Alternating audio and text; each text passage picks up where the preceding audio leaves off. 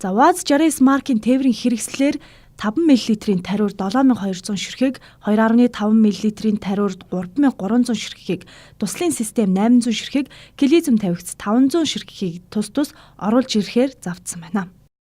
Эмэмлэг хэрэгслийн тухай хууль заасны дагуу заавал нэгдүгürt бол аж ахуй нэгж байх ёстой. Хоёрдугаар эрүүл мэндийн яамнаас улсын бүртгэл бүртгүүлээд импортлох лиценз тусгай зөвшөөрөл авсан байх ёстой.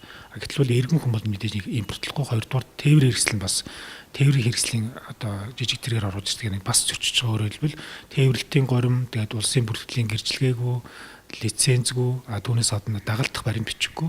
Тийм туслын шингэн болон бусад хэрэгслийг оруулсан байна. Тэгэхээр энэ бол угаасаа хүний эрүүл мэндэд маш сөрөөр нөлөөлөх эрсдэл үүссэн учраас бид нар бол холбогдох зөрчлийг илрүүлээд дарга хэмжээ авч байна.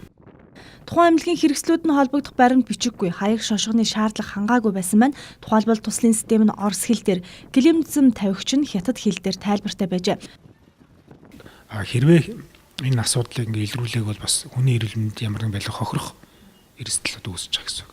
Оруулж ирсэн үнд ямар хуулийн хариуцлагууд байгаа вэ? Зөрчлийн тухай хуулиараа бид нар энэ арга хэмжээ авч байгаа. Одоо бол энэ тухайн барааг прокурорч шилжүүлээд устгалын комиссод шилжүүлсэн болохоор энэ холбогдох хуулийнхаа дагуу устгалд орно. Мэдээж ирэг дээр иргэнд бол эмэмлэг хэрэгслийн тухай хуулийн холбогдцаал зөрчлийн тухай хуулийн заалтантай бол хариуцлага тооцож байгаа. Тургуулийн арга хэмжээг болон бусад арга хэмжээг авч байна. Зөрчлийн тухай хуулийн 6-гийн 6 дугаар зүйлийн 2 дахь хэсэг зааснаар ММ-ийн түүхийн эд эмнэлгийн хэрэгсэл импортлох эсвэл импортлоход тавигдах шаардлага эсвэл хориглох зүйлийг зөрчсөн бол зөрчил үйлдэхэд ашигласан эд зүйл хэрэгсэл хууль бусаар олсон хөрөнгө орлогыг хурааж учруулсан хохирол нөхөн төлбөрийг гаргуулж хүнийг 100 нэгжтэй тэнцэх хэмжээний төгрөгөөр хуулийн этгээдийг 1000 нэгжтэй тэнцэх хэмжээний төгрөгөөр торгоно гэж заасны дагуу хариуцлага хүлээх юм байна.